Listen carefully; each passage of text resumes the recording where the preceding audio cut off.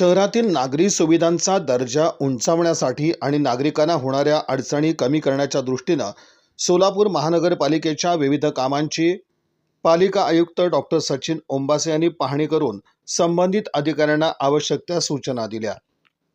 नाना नानी park परिसरात पावसाळ्यात साचणाऱ्या पाण्याच्या समस्येवर उपाययोजना म्हणून पार्कमधून सोलापूर महानगरपालिका परिवहन विभागालगत असलेल्या नाल्यात पाणी सोडण्यासाठी मिनी कॅनॉल अर्थात कालवा तयार करण्यात आलाय।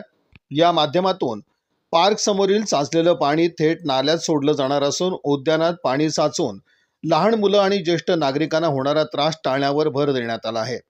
यावेळी पाण्याचा निचरा योग्य पद्धतीने होईल आणि सुरक्षेच्या दृष्टीनेही आवश्यक उपाययोजना करण्यात याव्यात अशा सूचना पालिका आयुक्तांनी दिल्या।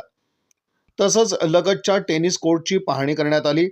पार्कमधील आकांक्षी शौचालयाचीही पाहणी करून पाण्याची कमतरता भासू नये यासाठी स्वतंत्र बोअरवेल उभारण्याच्या सूचनाही देण्यात आल्या।